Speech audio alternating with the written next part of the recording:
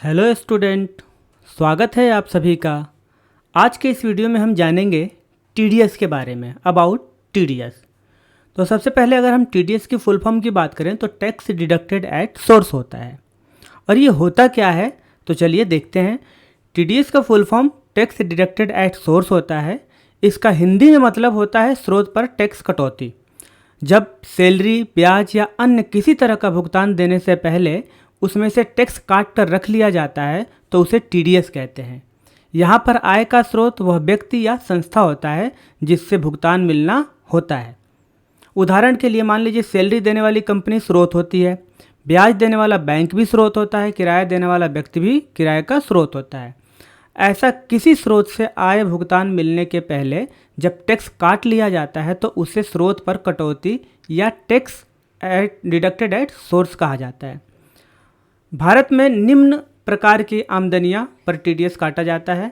अब वो कौन कौन सी हैं, चलिए देखते हैं। अब होता क्या है कि इंडियन गवर्नमेंट के अकॉर्डिंग हमारा एक लिमिट होता है कि अगर उस लिमिट से ऊपर आपकी सैलरी है या उस लिमिट से ऊपर आपका कमीशन बन रहा है या फिर उस लिमिट से ऊपर आपकी रेंट जा रही है तो आप टीडीएस पे के अंदर आओगे, जिनका कुछ अपना सेक्शन दिया होता है और उनके परसेंटेज निर्धारित की होती है अकॉर्डिंग टू लिमिट। अब कुछ एग्जांपल के लिए यहाँ पे हमने टैक्स स्लैब और सेक्शन की बात कर लेते हैं। अगर हम सैलरी और पेंशन की बात करें तो सेक्शन 192 के अंतर्गत आता है। 5 साल से पहले अगर आप 50,000 से ज़्यादा पीएफ निकालते हैं तो 192A के अंतर्गत आता है, जो कि 10% आपका डिडक्ट होगा। आपके जो भी अमाउंट होगा 50,000 से ज़्यादा के ऊपर के पीएफ निकालोगे तो। या फिर शेयर, डिवेंचर या बॉन्ड से ब्याज मिल रहे हैं आपको, तो जो ब्याज मिल रहा है उस पर भी 10% का आपका टीडीएस डिडक्ट होगा। अगर आप डिविडेंड्स का लाभांश है सेक्शन 194 के अंतर्गत आते हैं, उस पर भी 10% आपका टीडीएस डिडक्ट होगा। शेयरों के अलावा अगर किसी अन्य जमा राशि पर अगर आपको ब्याज मिल रहा है जो सेक्शन 194A के तहत आता है, उस पर भी आपका 10% का ब्याज है।